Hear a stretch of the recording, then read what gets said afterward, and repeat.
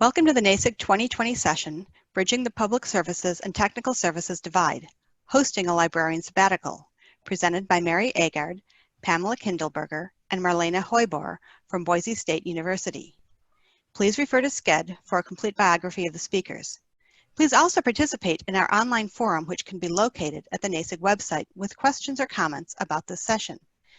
These links are provided below the video. NASIG's Code of Conduct applies to all discussion on the forum. Please tweet about this session using our hashtag NASIG2020. We would like to thank the NASIG sponsors for helping us make our conference freely available.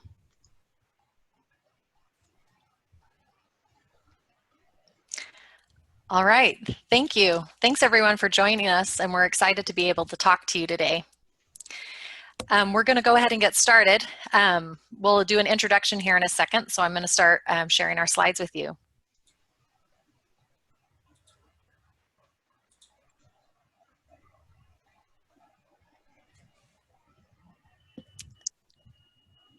Okay, I think we're ready to go. So yes, we're doing Bridging the Public Services and Technical Services Divide, hosting a librarian sabbatical. First, I'm Mary Agard. I'm the interim head of acquisitions and collections at Boise State. I've been here at Boise State since 2012, and previous to being in acquisitions and collections, I was the head of access services. Hi, I'm Marlene Hoybor. I manage the receiving and collections unit in acquisitions and collections. I've been working in libraries for 26 years, and I came to Boise State in 2007 and started managing receiving in 2014. Hi, I'm Pamela Kindleberger, and I have been working at Boise State University for 19 years, and starting in 2014, I started managing the Ordering Interlibrary Loan and Gifts department. Well, now I would actually like to tell you a little bit about Boise State. It's located in beautiful Boise, Idaho. It's a medium-sized university with about a 27,000 student enrollment, and there are 3,200 faculty, staff, and supporting these students. So that's, you know, we're growing, but we're pretty good size. And some things I thought you might like to know about Boise State University is that it has the only master's in raptor biology in the U.S. U.S. News and World Report ranked Boise State in the top 50 of most innovative schools. We have a former astronaut, Steve Swanson, who is helping launch students' careers. And, of course, we have our blue turf. Next slide. And let me tell you about Albertson's Library. This is really our home away from home. We are a group of 50 librarians, professional and classified staff. We have a little over 1 million items in our collection. We also, fun facts, we have a Starbucks on the first floor of the library. We also are the largest computer lab on campus. And the one thing that I think is a great thing of collaboration is that our makerspace teamed up with the College of Engineering at the beginning of the coronavirus outbreak, and they 3D printed some face masks for the hospital workers in the Treasure Valley. So I'm going to talk a little bit about, you know, why take us for a librarian, why do you take a sabbatical, and then what the history of sabbaticals at Boise State have been. So reasons for sabbatical, a lot of times people say, is rejuvenation. It's a time to extend your to do extended research, to partner with faculty, learning. And what I found most compelling for myself was the opportunity to develop job skills and to learn a new set of skills and to reinvest into the institution or to the library itself. When I was looking through library literature and talking to colleagues, it seems like sabbaticals amongst librarians are less common than with our faculty counterparts. And there was a study done in 2008 by Molly Floss-Poehler Flass-Puller, and she surveyed academic libraries about sabbaticals, and about half, so a tiny bit over half, of the surveyed institutions allowed for library faculty sabbaticals, but of that percent, only 50% of them had a librarian actually take a sabbatical in the past 5 years. So even if they're allowed, it's still fairly rare. And at Boise State, we had a very similar history. Faculty librarians are allowed sabbatical in policy, but no one had actually taken the opportunity until fairly recently. I'm not sure about our previous dean, but our current dean was more open to encouraging librarians to apply. And sabbaticals at Boise State are actually approved by the provost. So they go through a faculty senate sabbatical committee, and then they're ultimately approved by the provost. I mean, the dean has to sign off first, and then it makes its way through that path. In 2017, our first librarian served sabbatical. She was our emerging technology and experiential learning librarian, and she studied makerspaces and instructional strategies inside of makerspaces. And we had an additional librarian apply for sabbatical, but chose, they knew they would be job hunting, and ultimately chose not to take sabbatical because they accepted a position at another university. So I was the second person at the library to go on sabbatical. And interestingly, at Boise State, their professional staff are also allowed in policy to be able to apply for sabbatical up after 5 years of employment in that particular position, though no one yet at Albertsons Library who is in that rank have been able to apply for a sabbatical. And we're really hoping that this is something that we could change for the future and encourage more people to take. And I'll talk about that a little bit later. But Marlena now is going to talk with us about Access Services, which is a public services arm at Boise State. So we may use interchangeably Access Services and Public Services, and even though Public Services encompasses more people, they may serve, that term will serve for both purposes. And so Access Services and Acquisitions and Collections, we did a lot of work together before I served the sabbatical, and Marlena is going to talk to you about that. Acquisitions has always worked with Access Services and other units in the library. Our responsibilities overlap each other's to provide various services for the campus community, but we only know the overview of each other's work. Some recent projects we've worked on required multiple library units' participation to get it accomplished, and we relied on each other in a big way working on these tasks. It revealed that we don't know about the depth and the knowledge of the skills we all have and need. When Acquisitions and Collections was approached with the idea of hosting our own head of Access Services librarian for a sabbatical, the unit was really excited to share our processes with Mary, get feedback about our work, and consider what we could bridge between public services and technical services to better the services to our patrons. Albertsons Library is focusing collection management as a research library based on the university's focus as a research institution at all levels. This is a change over the last 16 years from a legacy library that did not previously weed the collection very much. The library is also working to expand and provide improved workspaces for students. Access Services and Acquisitions regularly hinge off of each other to provide access to materials. We recently worked together with faculty librarians to complete a collection right-sizing project, where we withdrew about 93,500 print items from the collection. Part of the collection right-sizing project involved figuring out a place where to move low-usage volumes of print serials, titles that would be retained in the collection. This required work of Access Services, Acquisitions, and Library Computer Services. After finding and preparing a place on campus to house these materials, the shelving and volumes had to be moved and installed. The layout of how volumes would be housed to fit in the space and physically moved was planned. A workstation to scan and send electronic articles to library patrons without having to bring the physical volume back to the library was installed. These material requests are managed through interlibrary loan document delivery.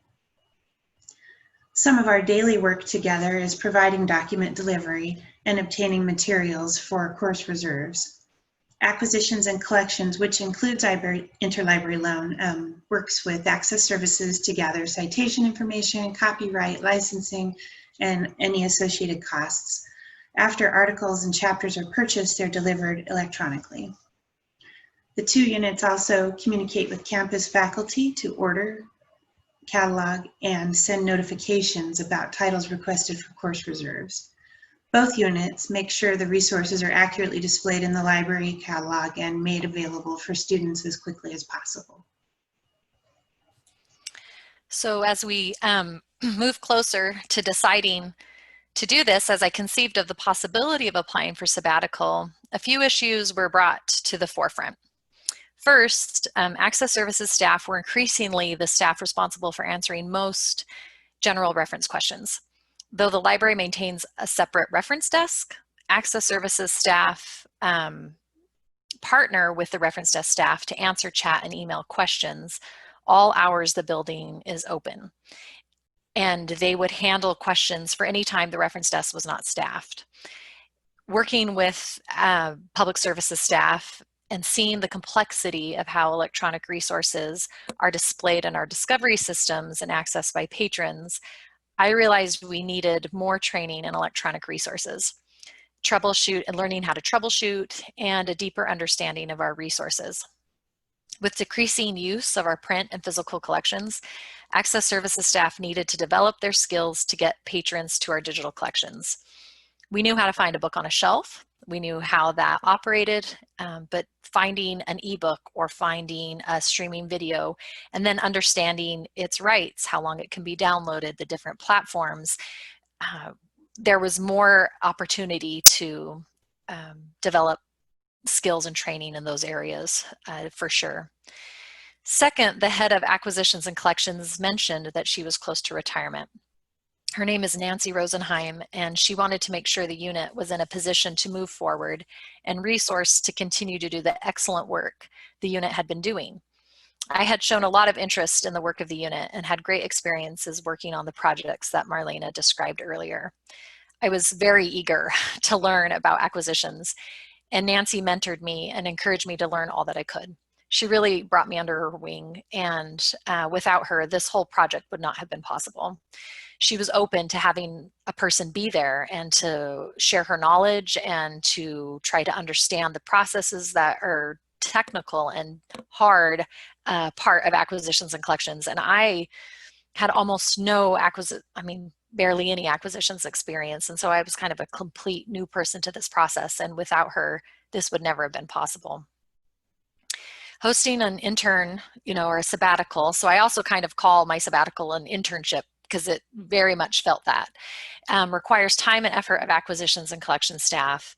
And so many thanks goes to Nancy Rosenheim, Pam, and Marlena, and also to Nancy Donahue, who is our serials manager and lead for the serials team. She was going to be in New Orleans when we presented for NASIG, so she didn't join us on our panel when we submitted our panel submission. If we'd known we'd be home during this global pandemic, she would be with us in this presentation. So she really informed and participated fully in teaching me over the time of the sabbatical, and she gave me a lot of support, time, and expertise, and I'm very much indebted to those two Nancys.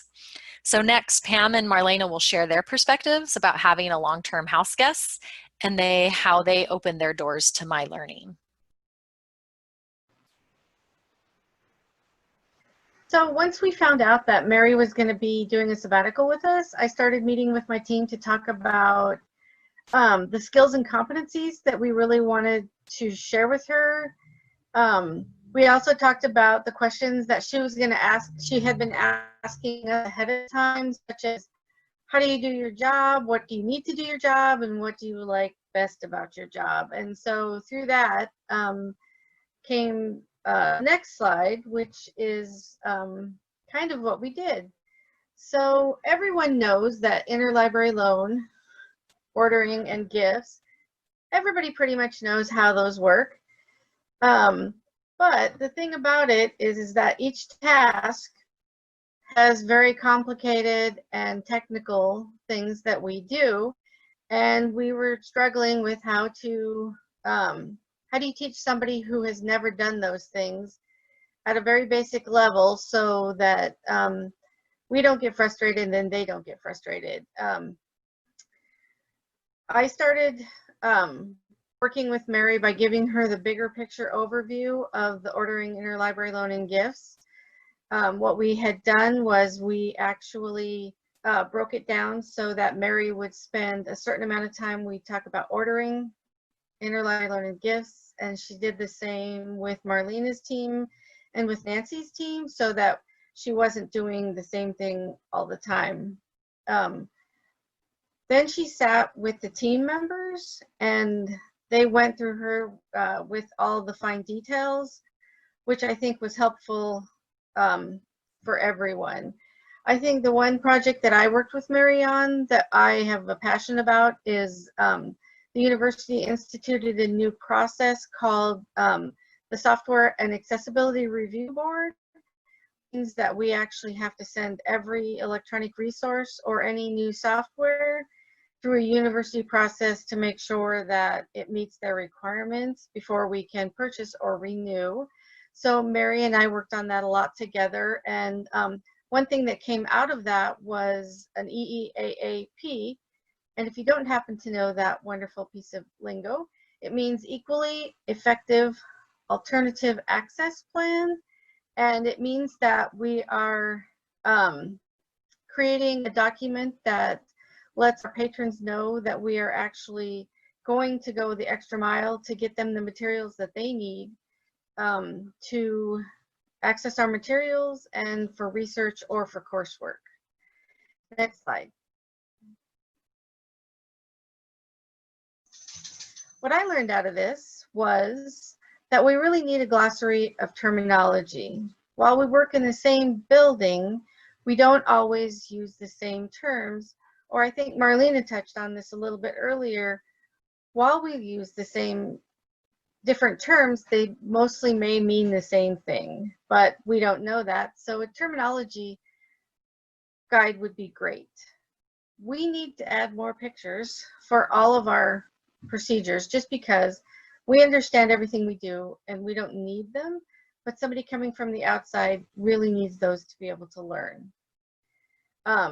And the one thing that we stumbled on is that you have to have examples, because if you don't, nobody knows shows. So we needed to learn to save requests or interlibrary loans or anything that we could show Mary. And then I think one of the biggest benefits for my team members was that having to explain their job to someone else gave them more confidence in what they do. So that was helpful in that aspect. And the other one is that having a public services librarian is that our team members got to show the passion and the things that they like about their job. And then I'll pass it to Marlena. My perspective with the receiving and collections team was I tried to keep the goals in mind for the receiving team when working during her sabbatical, to create a comfortable working relationship while Mary was there. Ease and sense of humor always help communication flow better when you're nervous and working with someone new.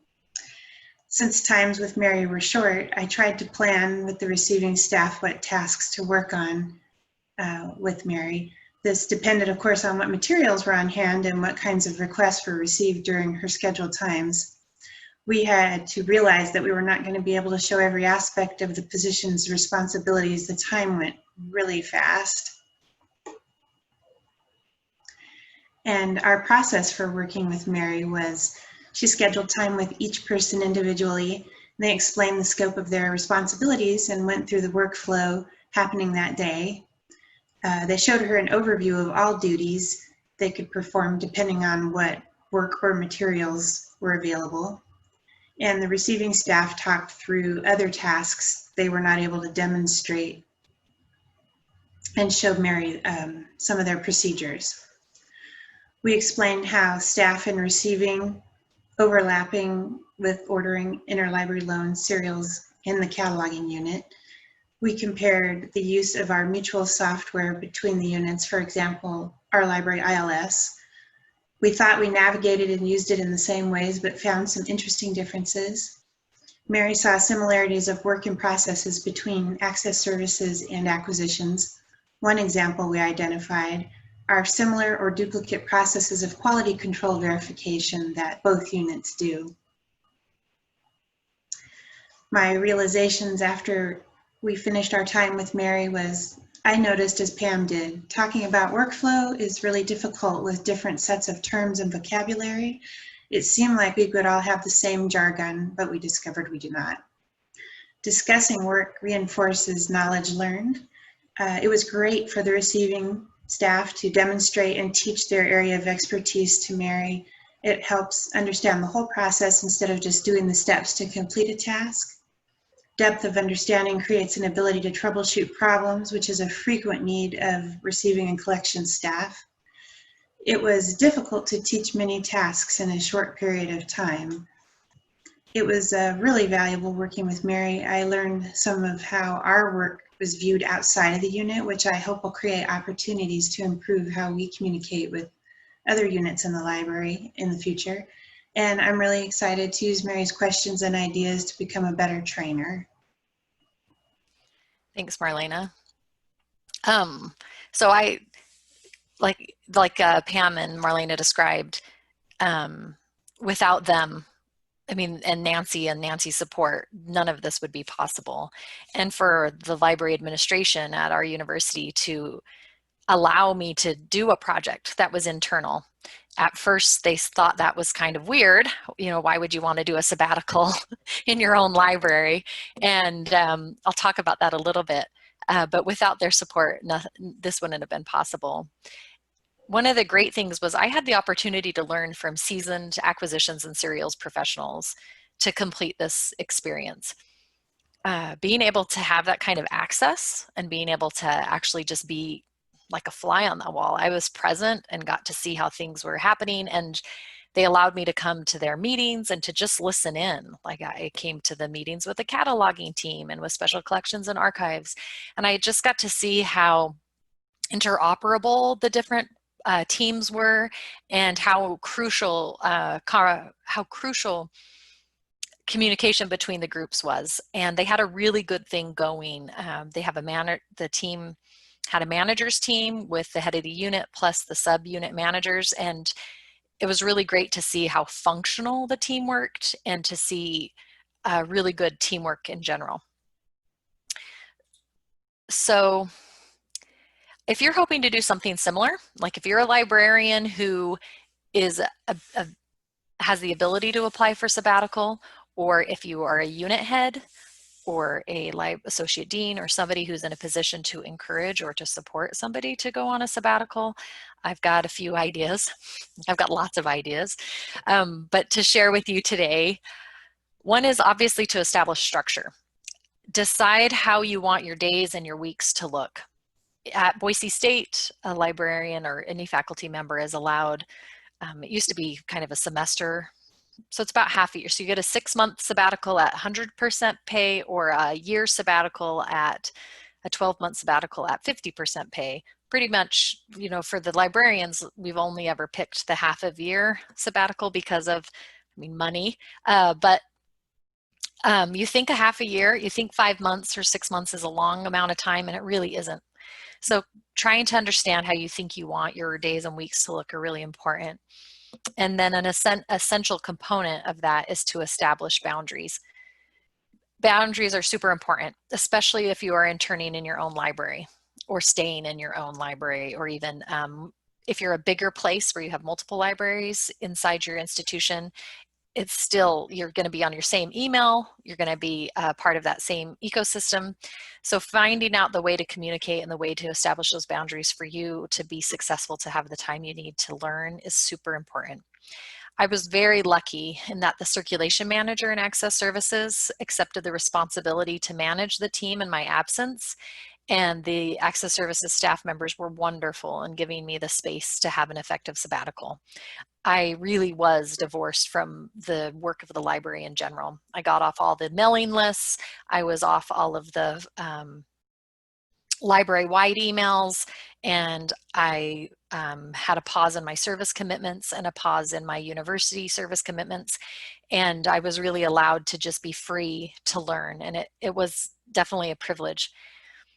I took a few weeks to just decompress, to read, write, and to prepare for the next few months where I just disappeared from the library for a while. Because I didn't want it to be one day I was the head of one unit and the next day I was an intern in another. I took a few weeks to disappear, and that helped. So if you're going to intern or do a sabbatical in your own library, it definitely strengthens relationships, but it also complicates them. And it's like you're a part of one group and you marry into another part. And so one thing I found that I wasn't 100% successful at, or realizing now I could have done better, was being open about my intentions.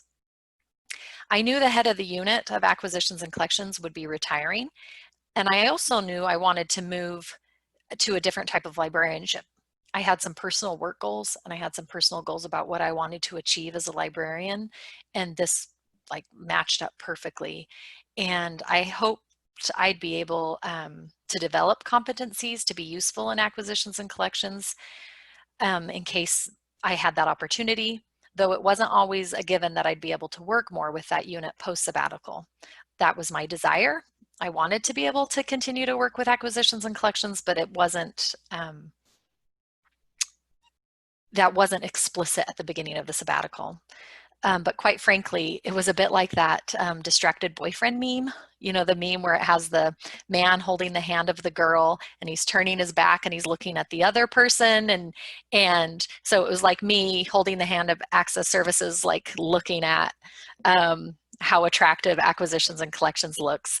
And it wasn't always comfortable. And that's where that complicating relationships became. But I hope it has, the people in Access Services really stepped up. The person who filled in for me has become a true leader, and I've been able to take on the role of interim head in acquisitions and collections. So I'd also say to everyone who is attempting this or hoping to support somebody who is attempting this, open yourself up to learn by immersion. I use the analogy of studying abroad and learning a second language by immersion as a running metaphor throughout the sabbatical.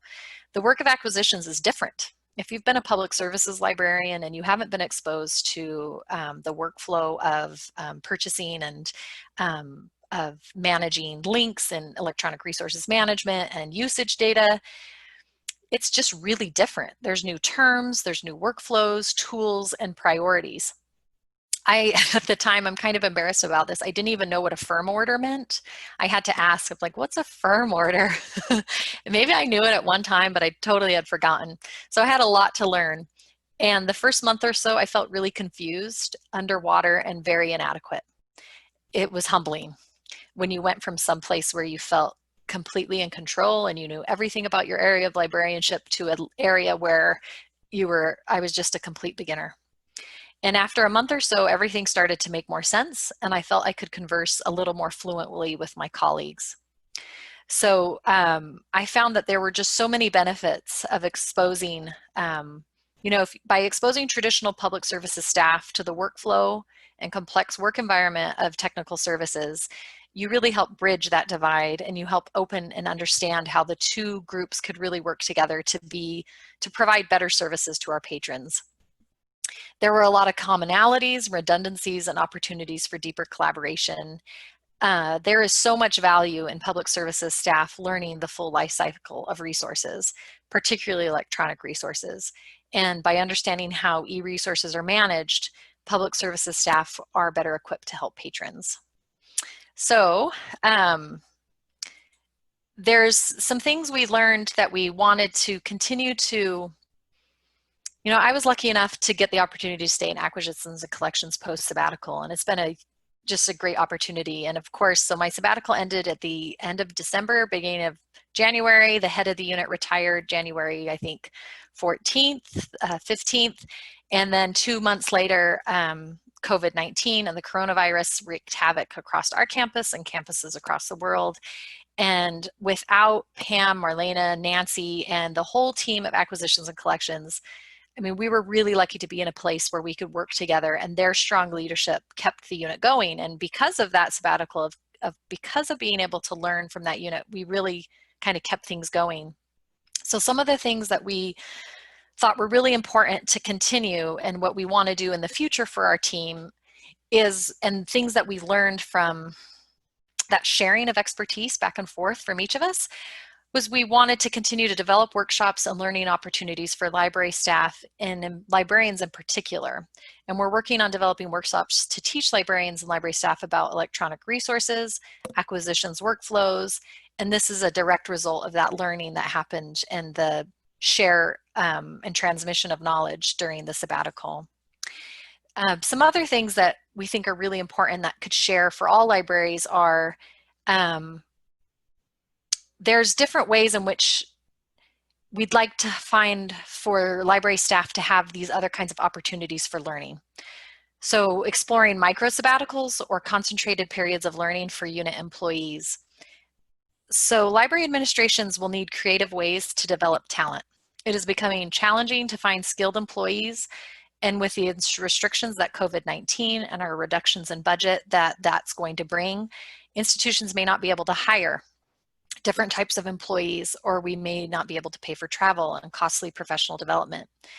Developing a learning program for cross-department learning will help develop skill sets and reward talent. I mean, we have really talented staff all over the library in different places, and being able to find ways to boost their skills and to put them in positions that are important is going to be essential.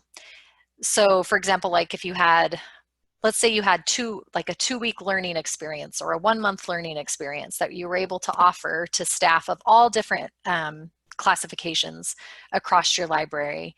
Of course, reserve persons could serve in ordering and receiving, an IL person could work in reference, or a serials person in special collections.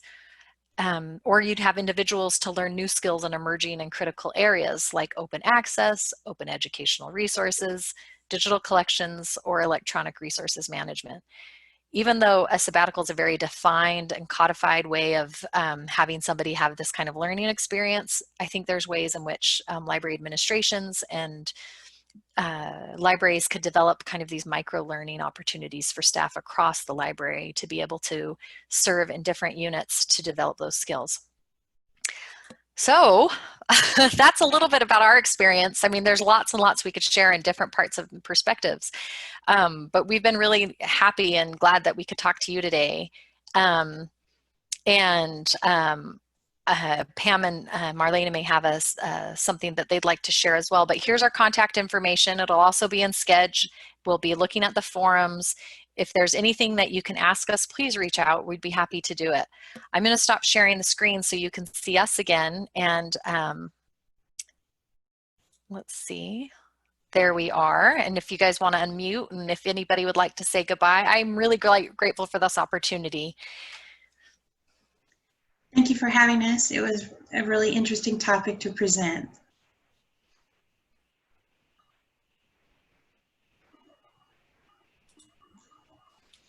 Pam, you are muted. Oh, I was trying to unmute me, but I wasn't very coordinated. I concur with Marlena. Thank you for letting us come and talk about this. I think Mary said she learned a lot from us, but I think I'm not going to talk for Marlena, but I learned an incredible amount from her, just from other perspectives of what we do. So if you have any questions, please ask. We like to talk about stuff that we do, so please ask. Thank you. Thank you. Thank you. Thank you to our presenters, and thank you for attending this NASIG 2020 session. As I mentioned, they will be monitoring the NASIG forum through the end of June, and the links to the forum, SCED, and our code of conduct are below the video. Please tweet about this using the hashtag NASIG 2020.